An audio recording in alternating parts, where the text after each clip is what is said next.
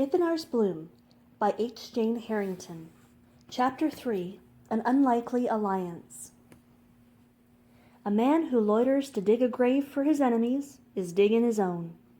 Master Kezias. Keir rose and shoved her short sword into her belt. I can't release what's not mine. A dark figure materialized between two maples, as if birthed from the very haze and foliage. Then you will not object if we relieve you of his company. The man was clad in a black cloak that seemed otherwise unremarkable, but for a luminaire brooch that bound it shut at the collar.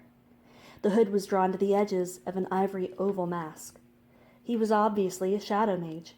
Their kind had a nasty reputation, said to be the keepers of magic, whatever that meant. Fancy name for terrorists, to Keir's way of thinking. She never understood their desire to fight in hooded robes and masks. Cloaks were cumbersome and easily snagged in battle. Masks impeded vision. But if they wanted to give advantage to an opponent, who was Keir to argue with their stupidity? Now, I didn't say that, she said, flicking her thumb against the hilt of her short sword. He's a guest at my fire. Partook of my victuals. Shared wine and a song. I ain't showed him my poetry collection yet. If you want to ask him to tea, you gotta wait till our party's done for. If you object, prepare to meet the soul collectors. We will not. The words died on the mage's tongue as Keir sprang forward, drew, and pulled her blade across his throat. As he jerked in spasm, she tossed the body aside and cast a quick barrier between the trees on either side of Vaughn to protect him from oncoming spells. Shadow mages could not be taken lightly. Anyone else hungry for a helping to death? I'm serving it up cheap today. Keir threw challenge to the forest. There were more out there. She could sense them. After several heartbeats, 2 more cloakers emerged, advancing like they meant business. I must not think much of you, Stick, if they only sent 3, Keir quipped. Vaughn did not answer. His wide eyes were fixed on those bad guys. The second mage made his move, casting a terror wisp at Keir's feet. The soil began to bubble and churn, tearing at her ankles with earthen fingers. She flicked her wrist and cast a downward wind wisp that propelled her into the air. Catching the branch of a tree, Keir landed deftly on the arm before turning toward the cloaker. She pushed off, using the momentum to dive toward him, short sword outstretched. Still airborne, she threw it with deadly accuracy, muttering a targeting spell to guide the sword home. It was a flawless maneuver, and the mage staggered, blade protruding from his chest. Keir landed at his side, pulling her sword effortlessly from the dead man's torso before he even fell. She cocked her head, feral grin alight, and turned attention to the final opponent, like a wildcat fixing on prey. The mage faltered, clearly surprised at her ability. The hesitation was all Keir needed. She sprang into the air and launched her signature attack, bringing the sword in a diagonal overhead arc while simultaneously casting an inferno wisp. "Fire star!" Keir cried, thrusting her magic through the hilt. The wisp enveloped the blade, swirling in spectacular crimson fury. As Keir slashed, bolts of flaming energy roared, channeling through the steel. They bellowed forth, slamming into the third cloaker's chest before the blade even made contact with flesh. It hit with such intensity that he was thrown off balance and slammed to his back. The body danced with the swirling energy until the flame ceased and he lay still in his own smolder. That was almost too easy, Keir mused. Shadow mages were not so typically easy to defeat. It was obvious that they were not expecting much of a fight. Since they believed her a scraggly commoner, and a mere woman at that, it was a good lesson to never underestimate an opponent. Keir was certain that no more mages lurked about. They tended to operate in units of 3, as their philosophy was rooted in the belief that a triad was the strongest and most sturdy force in nature and magic. Besides that, Keir could sense no more of a presence in the forest. She turned back to Vaughn and released the barrier before him. He stared at her for a moment, doing nothing to mask the awe that spread across his face. Keir casually resumed her seat at the fire and wiped her blade clean, then finished off the last bites of her meal. She washed it down with a swig from her water bladder. "If you please, Master Warrior, might I know the name of my savior?" Vaughn asked, after watching silently for several minutes. She narrowed her eyes and considered, then shrugged. This one was no threat. "Ithinar. Keir Ithinar." "My thanks, Master Warrior Ithinar." Vaughn saluted in the traditional gesture of gratitude. Keir waved him off, ignoring the annoyance of formality. "It was a great warm-up. Don't think much on it, Stick." A warrior of your caliber must be on a great quest to be alone in the forest with no entourage, Vaughn noted. Might I inquire as to your destination? Kier hesitated. Was it wise to allow that information? It didn't matter, she finally decided. Her true purpose could not be discovered simply by revealing such a thing. High Imperia. I gotta... She paused to shining up her wording. Attend to some matters of the crown. Vaughn's face lit up. Master Warrior Ithinar, my name is Vaunus Aurelius, and I would ask to acquire your services. I journey to High Imperia on crown matters as well. Since we travel the same road and I am in need of protection, might you consider taking employment as my bodyguard? Kier started and blinked. You want to hire me? Vaughn bowed his head in formal submission. I have a quest of my own to undertake. I must briefly stop in Beckett, then my destination is north by air ferry to High Imperia. I beseech you, Master Warrior, will you consider it? I can pay greatly. Kier snorted rudely. Pay greatly, can you? You got some bags of Lawrence tucked away in that nightie? Vaughn winced, but was not defeated. I do not. However, I promise to reward you handsomely upon arrival. Kier fought temptation to laugh at the suggestion. The kid was vulnerable and weak, entirely too formal, and even aggravating in a way, but there was something about him that she could not deny. Vaughn commanded a presence that roped Kier in and enticed her to his aid. She rather liked him, though she could not explain that ludicrous feeling. She had long since given up trusting and caring, so this unexpected reaction in the pit of her soul made her consider the proposal. Something else nagged her, though. Vaughn was all-mannered nice on the eyes, but he also seemed unnervingly familiar somehow, as though Kier had met him in some dark alley of her past. That was impossible. She was certain they had never crossed paths. Yet there was something about his features. She shook the notion away. There would be time to think on it later. I don't need pay any more than I need a second head, she said finally. But since we're going the same way, we might as well travel together. Vaughn exhaled deeply, like a great weight had been removed from his chest. He bowed in gratitude. Kier growled and wagged a scolding finger. Now let's get one thing straight.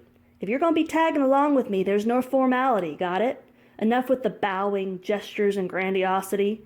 Out here, you ain't a noble, and this ain't your court. You want to survive?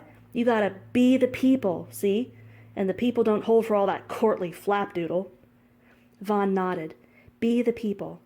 I understand. I must blend in, much like a thespian on the stage becomes one not himself. Now, that's part of the problem. You talk uppity like a noble, Stick. Gives you away the minute your jaw gets flapping. I got it, he tried again. I gotta blend in, kind of like how an actor takes a role.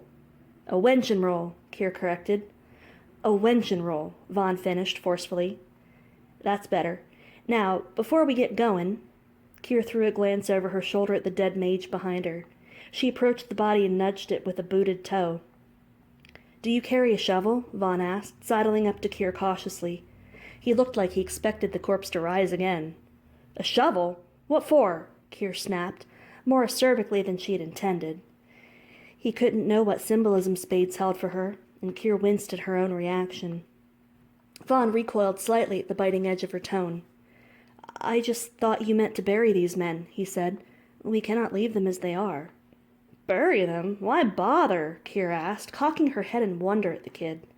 He wanted so desperately to save his own hide, and yet he would, in kindness, pause to plant the men who'd intended the same for him. The scavengers, for one. Carrion beasts are just as hungry as grubs. What's wrong with supporting the hatch of wildlife? Kier realized how perfectly barbaric that sounded, and she glanced to Vaughn on her periphery. He stared at her in disbelief, a twisted look of absolute appall dancing across his pretty face. Kier's abdomen shook with laughter that made no sound. She blew out a breath to quell the humor at his expression. I'm just funnin', Stick. I'm sure other mages will be along to collect 'em soon.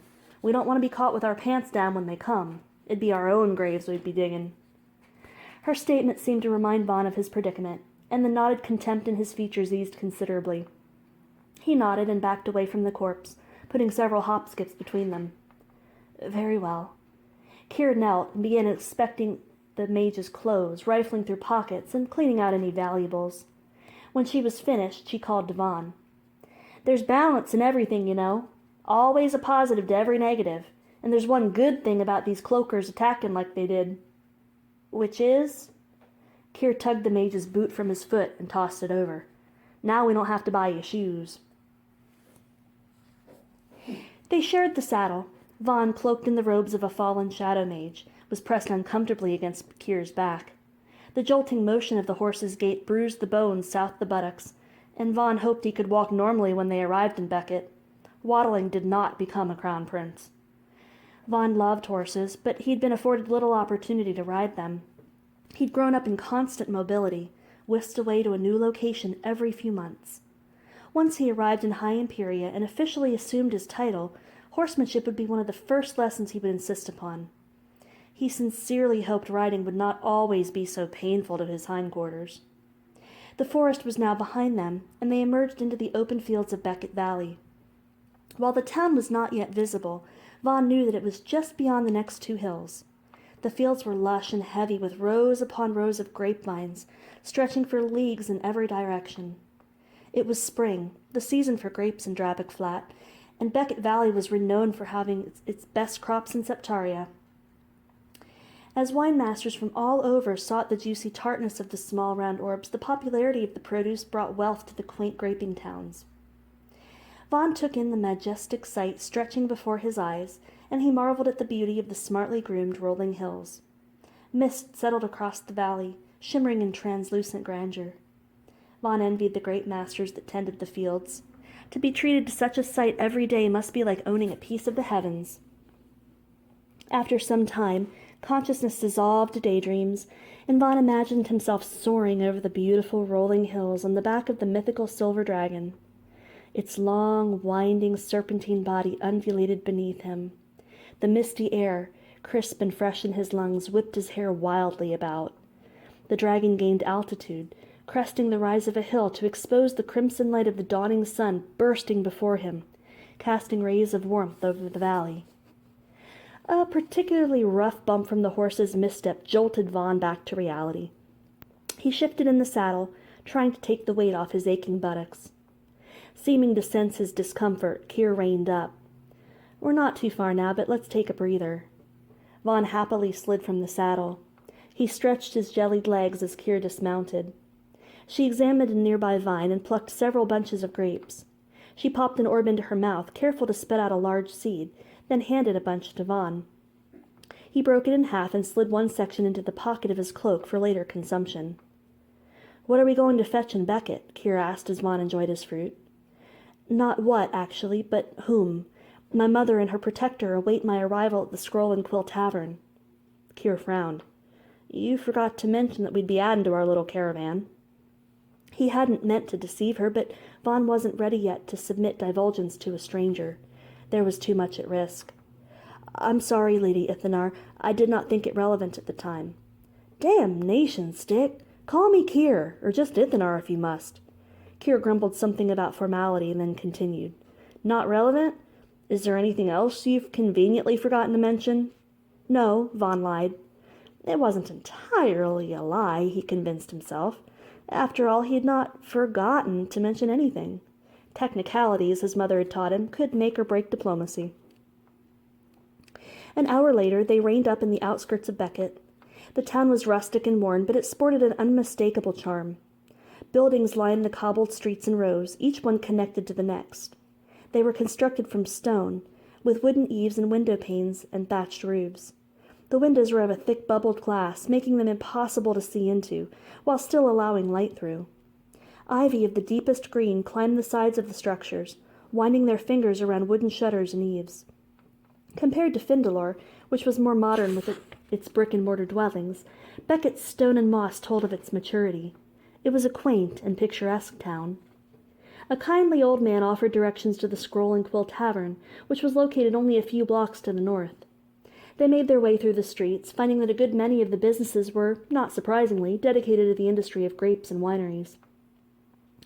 When they drew up to the Scroll and Quill, Vaughn threw himself from the saddle and jogged toward the entrance, anxious to finally rejoin his mother.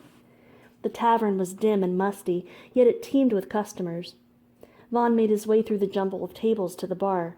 Kier followed behind, eyes darting in animated vigilance. "What's your fancy, my lad?" the portly tavern-master bellowed. Nothing to drink, thank you, Vaughn replied, though I have come to view the secured stock in your cellar, if you please. The tavern-master's bushy eyebrows bobbed, and he eyed Vaughn carefully, scratching his thick beard. "Oh, very well, then. Follow me, young master, follow me." The tavern-master introduced himself as Vanagander, then led Vaughn and Kier through a long hallway that stank of must and age. He stopped at a heavy, weathered oak door and produced a large iron key from a pouch tucked in his shirt. It was obviously magic-infused by the way it glowed when it neared the escutcheon. The key turned with a clunk and hiss, unlocking the barriered door. When he pushed it open, cool air rushed in upon them. Vaughn shivered slightly. Vanagander guided them down a spiraling stair projecting from the stone wall. The chamber they entered lit spontaneously when they reached the bottom, illuminated by inferno lamps. The light revealed an empty cellar, save 2 cots, chairs, and a solitary table. Billows of confusion clouded Vaughn's mind. He'd expected his mother to be waiting for him, yet the room was decidedly devoid of occupants. The tavern-master faced Vaughn and gripped his shoulders warmly. "Now then, lad, what brings you to my safe room?" Vaughn hesitated and glanced toward the stair. Vanagander seemed to recognize Vaughn's concern. "No fears, lad. This room's sound barriered, so that none such as a stray thought or word can escape its walls. You can speak freely, my boy. Not shadow nor rumor monger can plunder a word we say down here in the depths. How's your mother, by the way?" Vaughn's heart skipped a beat. "You're Palinora's boy, no doubt about it. You have her eyes, you know," Vanagander continued. Vaughn felt his entire world crumbling around him. Where was his mother?